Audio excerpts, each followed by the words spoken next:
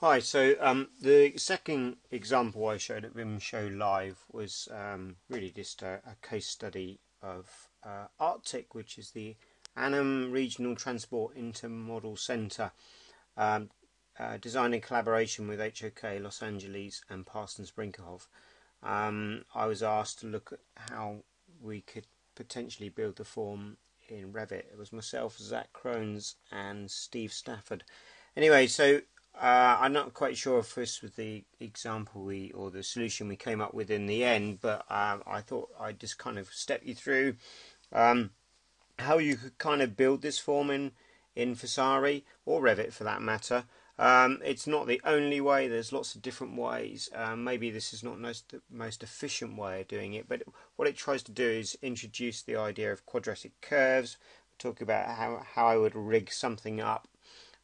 Anyway, we'll step through it. So if we just escape out of that, and we'll go back into Vasari.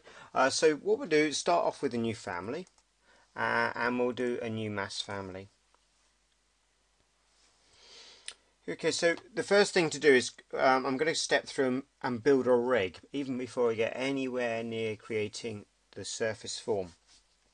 So what we'll do is I'll come along here and I'm just going to control select and drag some of these reference lines here. Not being too precise, I'm not too worried about where they go at the moment, and we'll drag some either side here.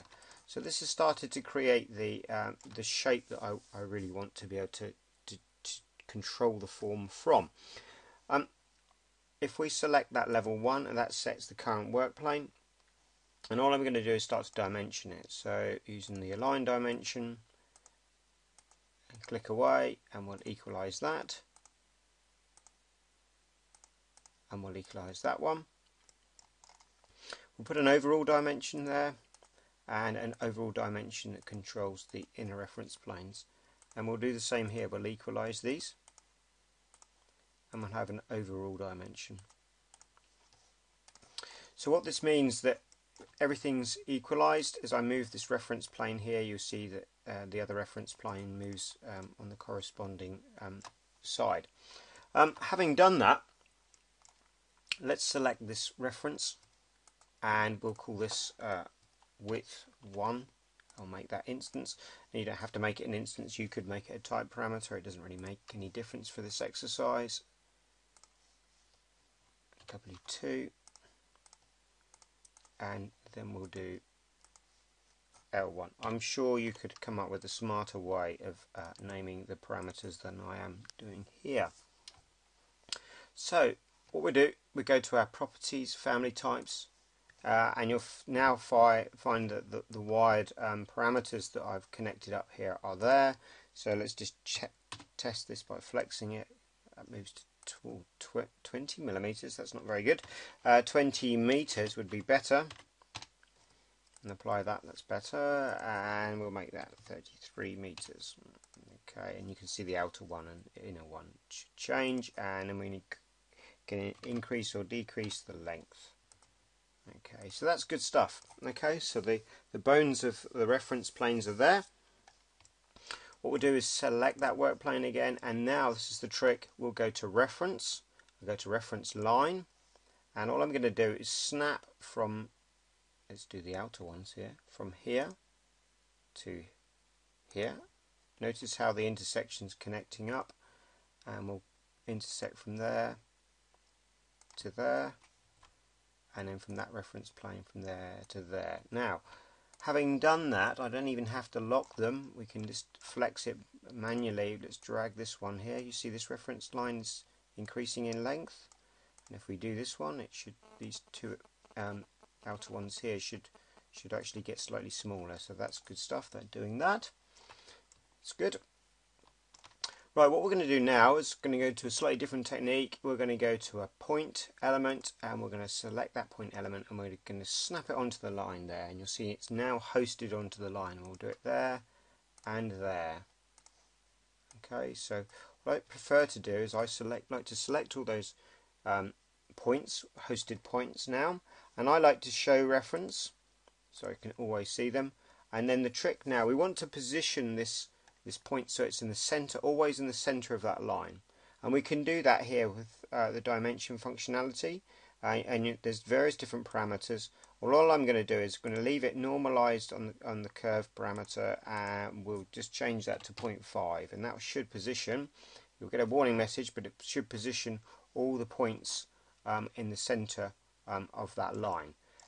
And we can quickly check that. If we just drag it, it always remains center, which is cool stuff. Right, having done that, what we'll do is we'll set the work plane for this point here, and then we'll choose another reference line and we draw it vertically. Okay, see, notice that it's a certain length, doesn't matter what length, but it's always 90 degrees. That's quite crucial. We'll set that work plane there on this hosted point, and we'll draw another line. Again, I'm not being too precise about the length of the line. Set the work plane of this hosted point, and we'll draw another line there. Okay, right. Now the tricky technique now is I really want to be able to change the angle of these two points either end. If I select the hosted point, what you'll find is when I do that, there's a rotation angle parameter over here, a constraint rather, and we're going to actually wire this. We're going to select the button there, and we're going to say that's we're going to call that angle 1. Okay, and we'll make that an instance parameter. Now we can quickly go and check by going to family types, and you look for angle 1. If we make sure that that's 10 degrees. Now the problem I've got now, it's going in the wrong direction. Ideally what we really want that is to be a negative value, so we make that negative 10, and you'll find that it goes the other way, which is absolutely cool. That's kind of what I want it to do.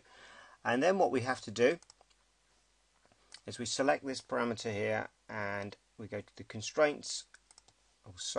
Select the hosted point rather, and go to constraints, rotation angle, and we'll make that angle 2 instance. And this is where it kind of gets a little tricky, because we have to play around with some of these. So what we really want to do is we really want to make that a plus value here. Okay, so let's think about this. If we go the reverse of that, if we say that that's 10 degrees, and we say this here is negative angle 2, that should work for us. Okay, so if we now have a look at these and we flex them backwards and forwards, never enough room on the screen. If we make that 20 and apply it, you should see if we make that 0 and apply it, there you go, vertically. Spot on. Okay, what we do is we select this reference line here, and we turn the temporary vertical dimension we've got there into a permanent one, and likewise we'll do for all 3. Okay, select the temporary, or rather permanent dimension, add a label, and we'll call that H1. We'll make this one H1 as well. Select this, and we'll make this H2. Okay, so my rig is now almost complete. If we select this and drag it down, you see the height interactively changes, or we can now go to the parameters here and we can play with H1. Let's make that like 15 meters and apply it, and we'll change the angles as well, and it flares out. Let's take it back to 0.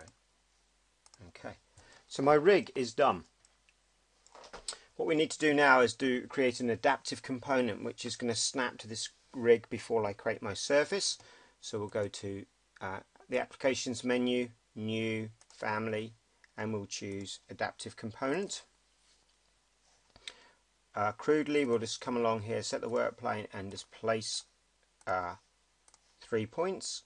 We'll select those points and we're going to make them adaptive. That means, and I don't have to do anything about any of the controls and properties over here, because they're going to be just hosted by the reference points that I'm going to snap to. And you can find that this is like a rigging system, and hopefully as I step through it, you'll see what I'm doing. What we do need to do is go to reference, go to line, and we'll enable 3D snapping, and we're just going to snap from point 1 to point 2 to point 3. just drag this out here. Don't really need to worry about its position, but it was drag it out to make it easier to work with. We'll place another point, oops, and host it onto the lines. And again, I'm going to always show it, and we'll make and normalize it to be 0.5. Okay, now you could actually control a parameter here to normalize it up a bit further, but we'll leave it like that. Go to reference, 3D snapping, we'll snap from the hosted point to the hosted point. Okay. Now the next trick is to go to model lines, and we're going to use spline through points. We're going to snap to this adaptive component here, put a point rather here to the midpoint of this reference line to this adaptive component now. Don't worry about that message, and then escape. What this means now, if I move this around, this whole rig system should now stretch with it. What we'll do is we'll load, we could name it, obviously we would name it normally and save it somewhere, but we'll load it directly into our project, and you'll notice that it's then hanging on to the end of your pointer, and all I'm going to do is snap to the end of this reference line, the top of this one, and the end of this, and we'll keep doing it for all three arcs that I'm going to form.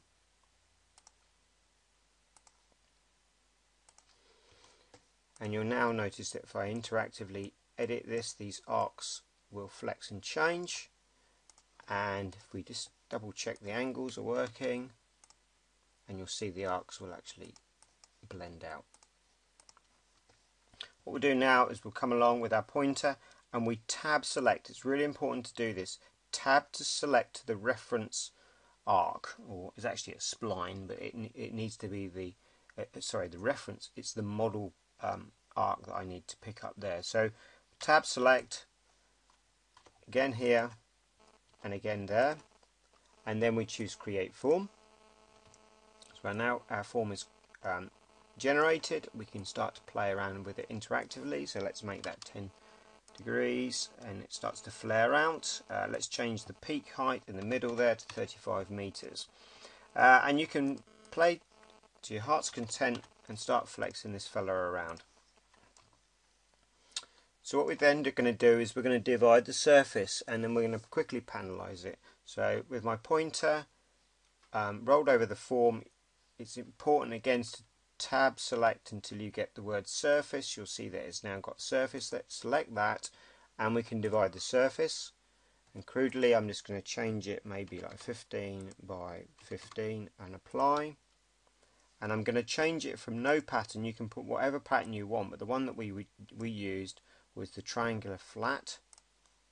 Okay, notice that the form is now working for us, and you can increase and decrease the number of UV grids that you've got there, and it will subdivide it as you require. I'm not going to go into all the different functionality within these tools here, but what we briefly want to do is quickly generate a panel which is going to quickly be nested into here. So what we'll choose is, the important thing to remember is that we've subdivided this using the triangular flat, so we need to use a corresponding panel. So we'll come along to Applications menu, New, Family, and we'll choose a curtain pattern, a panel pattern based. At the moment it's set to be just rectilinear. We'll change that from there, and it must correspond to triangular flat. Okay, we'll select those reference lines there, and we'll choose create form, and what we'll do is we'll assign that to be glass. Okay, and the last piece of the equation, we'll get another point, and we'll host it on this reference line. Crossing window, let's make it always, and then we'll set that work plane there, get to another reference, and we're just going to quickly generate ourselves a panel. Actually, I didn't kind of want to do that, but let's take the form out. So let's set that work plane again, the reference but we don't want to create the form on the closed loop. Select the circle, select tab select and control click that line and that line, and we'll choose create form. So that generates our panel. Again, you would save it and name it. Normally you can play with the materials if you need to, or load it directly into our project. So remember, it needs to go into family 1, not family 2. Family 2 is the adaptive component that I created. Finally, select our divided surface. We'll change triangular flat now to the family that we've loaded in. Now it will rumble away while it goes and starts to generate and position the panels around that surface. So this may take a little bit of time depending on the complexity. I actually did that pretty quickly. And if you wanted to, you can go in and start to change the number of subdivisions if you needed to. And that, in essence, is how we created the basis of that form. Actually, we did it a number of different ways. This was one approach we looked at.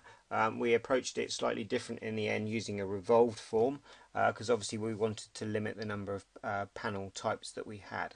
Anyway, I hope that was useful, and this here ends this little tutorial for what I showed at BIM Show Live.